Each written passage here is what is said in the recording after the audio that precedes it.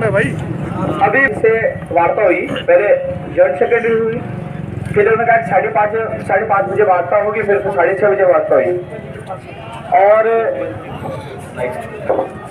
पहले हम 14 लोग गए थे, कुछ लोगों की समस्याओं का हल उन्होंने जॉइंट सेक्रेटरी साहब ने कर दिए थे, जैसे कनिष्ठ अनुदेशक के जो मामला था, इसके अलावा और जो साथ गए थे संस्कृत विभाग वाले, अलग अलग जो मुद्दों के अलग अलग डेलीगेशन के अभ्यर्थी गए थे, कुछ की समस्याओं हल हो गया था और कुछ के लिए फिर कुलदीप राका जी से हमारी मीटिंग अब हुई है। अलग अलग भर्तियों के डेलीगेशन मौजूद थे। अब इसमें जो चीज निकल के है, जो मैं आपको बता रहा हूँ, निर्णय हम सबको ही करना है अभी, है ना। निर्णय उपेंद्र यादव नहीं करेगा, हम सब मिलकर करेंगे, ठीक है। और आपकी और डेलीगेशन की, आप सबके निर्णय से ही आगे की रूपरेखा तय करके ऐलान करेंगे अभी, ठीक है। निर्णय हम सबको मिलकर करना है, उपेंद्र यादव कोई नहीं अकेला निर्णय लेने वाला। आप जो कहोगे सारी चीज मैं आपको बता देता हूँ, आप जो कहोगे वही करेंगे। हालांकि सोशल मीडिया में तो अपने घर बैठे कुछ भी कहेंगे, ये कर दो वो कर दो, लेकिन यहाँ मौजूद है, तागा स्तर पे जो मौजूद है, निर्णय लेने वाले आप हो। वार्ता में क्या हुआ बताने वाले हम हैं, जो आपके प्रतिनिधि गए थे। अधिकतर यही रहा था कि तमाम भर्ती के लोग गए थे, यहाँ आए थे ना, 14 लोग चले गए यार वार्ता में। अभी तक में तो कभी 10 साल के संघर्ष में 14 लोग तो कभी गए नहीं, आज पहली बार 14 लोग हर भर्ती के व्यक्ति में। चलो साथियों, शिक्षक भर्ती 2012 और एक पंचायत राज एलडीसी 2013, ये पुराने मामले। तो पंचायत राज एलडीसी भर्ती के मामले में तो आपको घनश्याम जी ये बता देंगे, मैं भी बता देता हूँ कि अर्पणा जी जो उनकी सासू माँ का देहांत हो गया था, वो अभी छुट्टी पे चल रही है। तो पंचायत राज एलडीसी भर्ती 2013, शिक्षक भर्ती 2012 और पंचायत राज जैन भर्ती, 3 मामले पंचायत राज विभाग के हैं। तो उन्होंने कहा कि वो कल परसों आएगी, उसके आने के बाद पर्टिकुलर तीनों मामलों को लेकर मीटिंग करके और तीनों मामलों का जल्द से जल्द निस्तारण करेंगे। मामला 2012 वाला जो बनवारी और इन्होंने पूरा समझाया है, सारी चीजें जो हमने 2013 वाला वो सर्कुलर भी साथ लेके गए थे कि जो शिथिलता दी है वो 2012 के लिए दी है, 13 के लिए नहीं दी है, तो इन लोगों को हो सकता है। तो उन्होंने सहमति भी दिखाई है, बोले कि बहुत हमने कहते देखो हमें भी शर्म आती है, आपको भी शर्म आती है, बार बार ये मुद्दे 12 वाले 13 वाले बार बार हर आंदोलन में आते हैं, तमाशा बनना हमारा भाई, तो हमें भी अच्छा निकटा मार पा रहा है। तो उन्होंने कहा कि तीनों मुद्दों को लेकर अर्पणा जी को आते ही हम खुद कुलदीप राका जी तमाम अधिकारी बैठकर इन समस्याओं का निस्तारण करने के लिए कहा है, क्योंकि 2013 और 12 जो 2 बड़े फंसे हुए मामले हैं। क्योंकि 2012 में जो लिखित में जो शपथ पत्र देना है, क्योंकि मैंने 2012 वाले के मामले में कह दिया था कि खुद में जो सरकार का एडवोकेट में मिल गया और उन्होंने ये कहा कि राज्य सरकार चाहे तो शपथ पत्र जैसे इनका भला हो सकता है। हिमाचल प्रदेश का आदेश भी है सुप्रीम कोर्ट का। तो उन्होंने कहा कि हम बैठकर और इसका जो मैडम आते हैं, क्योंकि विभाग मैडम का है, मैडम आते हैं मीटिंग करके 2012 का मामला निपटा लेंगे। 2013 के लिए कि अब जो आप कह रहे हो 13 वाला मामला 9 साल बाद आपको न्याय मिलने वाला है। एक बार हम क्रॉस चेक करवा रहे हैं मैडम के आने के बाद, अभी तो समय नहीं बताएंगे, एक बार मैडम आ जाए और क्रॉस चेक करवा कर आपका, हम आपसे ज्यादा चिंतित है कि आपकी भर्ती को कोई अटका नहीं दे। आपको जो भर्ती करवा रहे हैं तो इसका कैलेंडर जारी करेंगे, लेकिन हम चाहते हैं कि कोर्ट में नहीं अटके, क्योंकि हम उसको बार बार दिखा रहे हैं। तो आप ये न घबराए कि जो अब तीनों मैटर है, एक पंचायत जैन वाला और था भाई, सुन ले, बोल भाई पीछे बोल मत। पंचायत जैन वाले में एसएलपी वापस होनी है, तो तीनों में उनकी मीटिंग मैडम के साथ वापस होगी, अधिकारी और प्रतिनिधि मंडल हमारा साथ रहेगा। अभी निर्णय अपन ने नहीं लिया, जो हुए वो बात बता रहा हूँ, निर्णय तो हम सब मिलकर लेंगे। ऐसा नहीं है कि मैं बता रहा हूँ ये कर दो, ये जो बात निकल गई वो, और आपकी जो मैं बता रहा हूँ जो बात आपके साथी भी आपको अवगत करवा देंगे, ठीक है। ये तो 3 भर्तियों को लेकर हुआ। इसके अलावा जो पीटीआई भर्ती वाले में जो निदेशक महोदय जी कानाराम जी को उन्होंने फोन किया कि जन सेक्रेटरी साहब ने फोन किया था हमारे सामने कि जितने पद रिक्त हैं 2nd ग्रेड और 3rd ग्रेड के लिए, वो पहली बात तो जो अखबार में कटिंग जो खबर आई थी कि साहब 460 के लिए अभ्यर्थना 420 के लिए भिजवा दी, तो उन्होंने पूछा, बोले कि गलत खबर है, कोई अभ्यर्थना हमने नहीं भिजवाई, रोक दी है। तो उन्होंने हमारे सामने फोन पे बोला कि कितने पद रिक्त है, अधिक से अधिक जो पद रिक्त है उनकी वो जानकारी भेजिए जिससे वित्त विभाग से स्वीकृति ले सके। तो अभी उन्होंने पदों की संख्या इसलिए नहीं बताई कि वो वहां से भेजेंगे ना कितने पद रिक्त है विभाग में, फिर वो वित्त विभाग में भेजेंगे, वित्त विभाग कितने पदों में स्वीकृति देती है। ये बात तो पहले 9 तारीख को ही हो गया था कि पदों की संख्या तो बढ़ाई जाएगी, लेकिन आप लोगों की मांग थी कि विज्ञप्ति भी जारी की जाए और 1st ग्रेड और 2nd ग्रेड की पदों की संख्या कम से कम 5000 65 तो क्या मांग कर रहे हो, तो ये चीजें पदों की संख्या बढ़ाई जाए जो आप मांग कर रहे हो। तो निदेशक जी को फोन किया और उनसे कहा है कि जो पदों की जो आपके खाली है उनकी गणना करा के वो भिजवाई। ये बात उनको निदेशक मोदी जी को बोला है। उन्होंने कहा जैसे वहां उनके पास हमारे पास सूचना जाएगी पदों की संख्या कितनी है, कितने की स्वीकृति मिलेगी, पद कितने बढ़ाए जा रहे हैं, उसके बाद आपको बता दिया जाएगा। ये पीटीआई भर्ती के लिए। इसके अलावा टेक्निकल हेल्पर भर्ती के लिए ये कहा कि भैया पहले आप विज्ञप्ति की जारी कर रहे थे, पदों की संख्या पहले ही कर रहे थे, बजट में है तो इसके लिए विभाग को वो लेटर लिख रहे हैं कि बजट में घोषणा की तो इसके लिए वो विभाग को लिखकर और वो उसकी भी क्या पद बढ़ाएंगे तो वित्तीय स्वीकृति इसकी भी होगी, तो फाइल उसकी भी चलेगी। लेकिन पहले वो विभाग से पता करेंगे पद कितने खाली है टेक्निकल हेल्पर के लिए कहा है।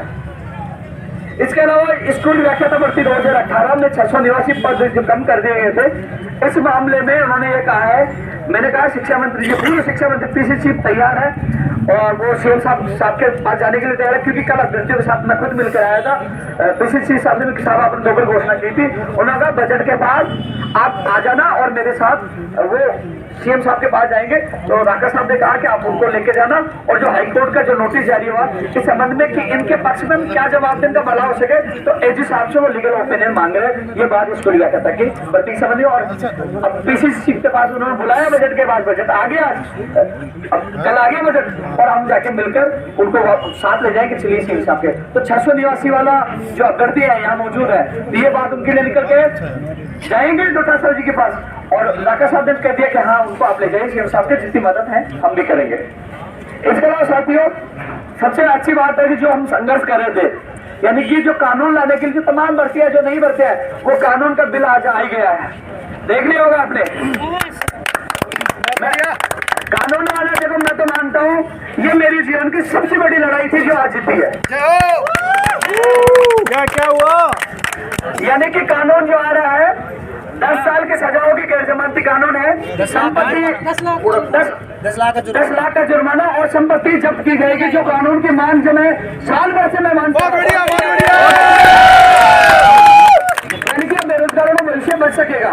ये कानून का जो आज बिल का प्रस्ताव रखा गया है, ये चीज तो चलो ठीक है, आज आपके संघर्ष के बदौलत आने वाले बेरोजगारों का भविष्य बचेगा। ये कानून की भाई इसको क्यों दबा रहा है? अरे हाँ, ये घोषणा आज यानी कि बिल के जो प्रस्ताव रखा गया, ये चीज आज युवा बेरोजगार के पक्ष में आज हुआ है। मैं एक एक चीज के लिए बोल रहा हूँ आपको, है ना। टॉर्च चला दो, कोई सा टॉर्च चला दो। इसके अलावा पशुधन सहायक वाला भी उनको ज्ञापन दे दिया था, पशुधन सहायक वाला ये आया नहीं, क्योंकि मैं तो उनकी बात ज्ञापन लेके आया हूँ। पशुधन सहायक वाला हाँ लेके आऊँ, लेके आना।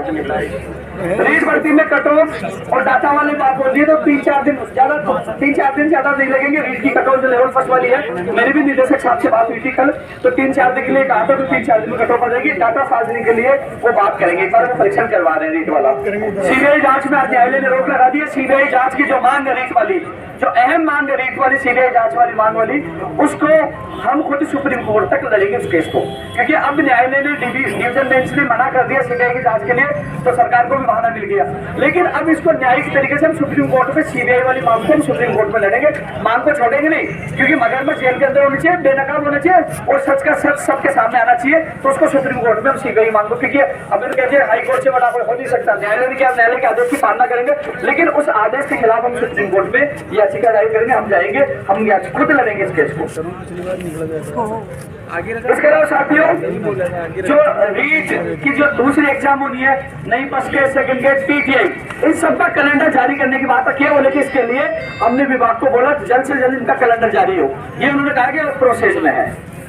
संस्कृत विभाग में रीट वाला वो विभाग को लेटर लिखे, विभाग को बोल रहे हैं कि जो रीट संस्कृत विभाग में रीट वाले के लेवल फर्स्ट में उनकी विज्ञप्ति जारी है, उसके लिए भी बोल दिया है। इसके अलावा जो मानपत्र में नरसिंह भर्ती 2013 के मामले में जो जवाब देना था हाई कोर्ट में, वो भी दिखा है। विशेष प्रयोगशाला सहायक 2018 का व्यक्ति भी गया था। ये तमाम चीज उनके सामने रखे हैं। साथियों ये चीज है, एपीआरओ के विज्ञापन मुझे मिला था और कई चीजें हैं, काफी लोग यहाँ आए हैं। तो अब एक एक अभ्यर्थी जो भर्तियों से जुड़े हुए हैं, जैसे पीटीआई से है, चेहरा जल्दी से है, ये भी आप लोगों को बात बताएंगे। पता नहीं मैं आपको झूठ बोल रहा हूँ, वो सच बता दे तो वो साथ है, क्योंकि कभी भी कोई भी निर्णय उपेंद्र यादव अकेला नहीं लेता है। मेरे लिए आप लोग हो, आप मेरी ताकत है, यू हो मेरी ताकत है, मेरा। क्योंकि आज आपने मैसेज किया कितनी संख्या में, बोले बहुत बड़ी संख्या है, पूरे राजस्थान में नाम है कि आज युवाओं ने ताल ठोकी है विधानसभा के सामने।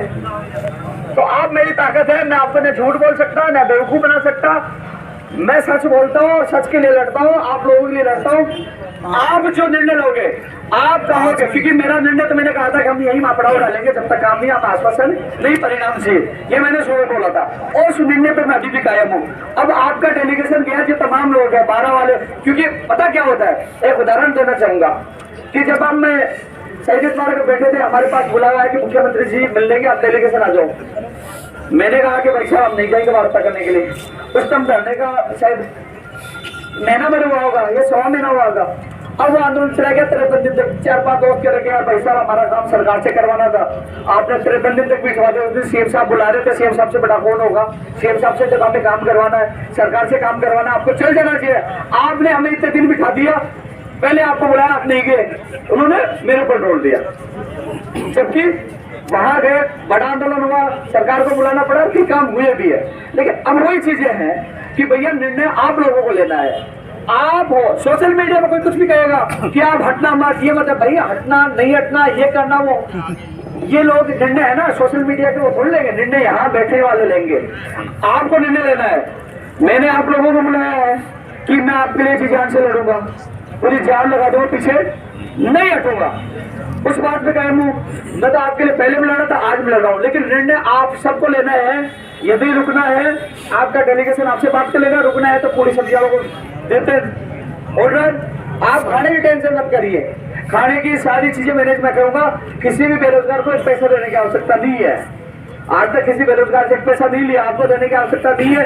मैं किसी भी फोन करूंगा, 1.5 लाख वो जो मिली है, कई आदेश बड़े बड़े अधिकारी भैया एक टाइम का 10,000 रुपये खर्चा हो जाएगा, भाई खाना भी आ जाएगा। लेकिन इस लड़ाई को हमें सबको मिलकर जीतना है। लेकिन निर्णय डेलीगेशन जो गया वो आपको संबोधित करेगा और आप सब पर मिलकर निर्णय लेना है। क्योंकि कल मान लीजिए अलग अलग भर्तियों के लोग हैं, कुछ लोग संतुष्ट हो जाए, कुछ लोग संतुष्ट नहीं हो। लेकिन एक चीज जरूर है, बार बार यार मैं भी परेशान हो जाता हूँ, बार बार धरना दे देते कि ठीक है ना, करना है जो करे यार, लेकिन हमें न्याय चाहिए। लड़ रहे हैं भाई, मैं तो सुबह से बोला हूँ, सुबह से खाना भी नहीं खाया, आपके बीच में खड़े हैं, बोल रहा हूँ, संघर्ष कर रहे हैं, तो निर्णय आपको डेलीगेशन आप मेरे को लेना है। लेकिन इतना जरूर है भाई, लड़ाई जो संघर्ष जो मजबूत होता है, जितनी जीत होती है बड़ी। तो अब जो डेलीगेशन भाई मेरे साथ के इतना जो डेलीगेशन जो गया, अब कौन बोलेगा पहले? श्याम जी एक एक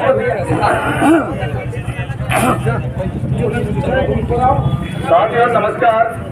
मैं शिक्षक भर्ती 2012 के बारे में आपको बताना चाहता हूं कि जैसे अपना जो राणा साहब से आज से पहले भी 3-4 बार मुलाकात हो गई और अपनी वार्ता में मुख्य बात यही रहती है कि सुप्रीम कोर्ट में याचिकाकर्ताओं के पक्ष में एक एफिडेविट पेश किया जाए। तो तमाम बातें और समझौते होने के बाद में कुछ चीजें निकल के आई। उस चीजों में प्रमुख ये थी कि विभाग के जो सक्षम अधिकारी होते हैं वो यहाँ पर जो मैसेज पहुँचाते हैं, उस मैसेज में ये कहा जाता है कि अगर हम 2012 के लोगों को इस तरीके से नियुक्ति देते हैं तो हमारी पुरानी अन्य भर्तियां भी प्रभावित होती है। तो उस परिप्रेक्ष्य में भाई साहब के सहयोग से और कुछ तथ्यात्मक चीजें लेके आज उनको समझाया गया और बताया गया। तो जो तथ्यात्मक चीजें मैं आपको बताना चाहता हूँ, 2012 की भर्ती में जो सर्विस रूल में रिलैक्सेशन दे रखा है, हम उस रिलैक्सेशन के आधार पर याचिकाकर्ताओं की बात सुप्रीम कोर्ट में करना चाह रहे हैं, जबकि वो गुमराह करके ये कहते हैं कि हम ऐसा नहीं कर सकते वरना अन्य भर्ती भी प्रभावित होगी। तो उसका मैं आपको बता देना चाहता हूँ, पंचायती राज विभाग द्वारा 2013 की जो तृतीय श्रेणी शिक्षक भर्ती की गई थी, उस भर्ती में शिक्षक भर्ती 2012 के 919 नंबर के लेटर को टारगेट करके और डीओपी से एक ही अभिमत मांगा गया था कि क्या 2012 में जो प्रावधान किए गए हैं वो हम 2013 में भी लागू कर सकते हैं क्या। तो उसका जो डीओपी का वापस मार्गदर्शन इनको दिया गया, उसमें स्पष्ट रूप से डीओपी ने मना कर दिया कि ये प्रावधान आप इस भर्ती में लागू नहीं कर सकते। तो उनका मुख्य जो कहने का था कि अन्य भर्तियों में भी ये लागू हो जाएगा, तो वो सिरे से खारिज होता है।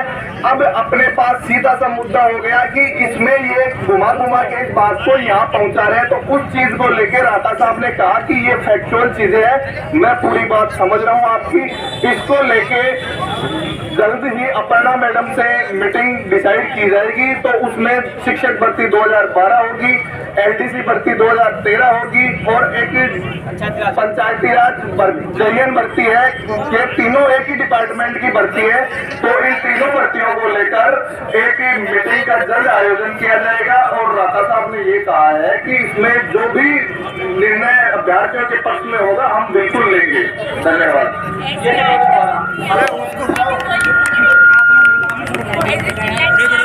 नमस्कार। जो पंचायत राज एलडीसी भर्ती के अभ्यर्थी जो पीछे खड़े हैं उनसे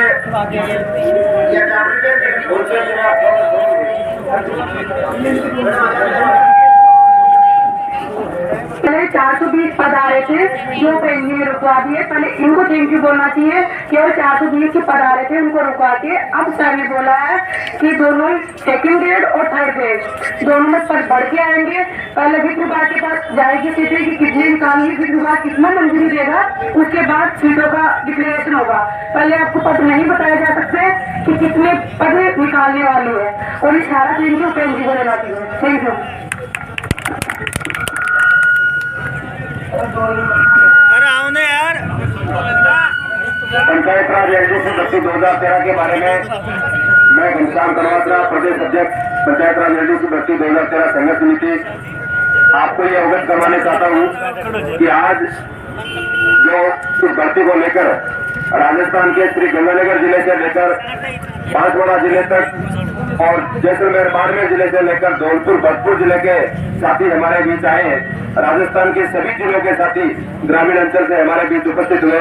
उन सबका मैं संघर्ष समिति की तरफ से आभार प्रकट करता हूं और संघर्ष समिति की तरफ से मैं उपेंद्र जी भाई साहब का भी आभार प्रकट करता हूं कि उन्होंने उनके मंच पर हमारी बात राजस्थान के टॉप स्तर पर पहुंचाई।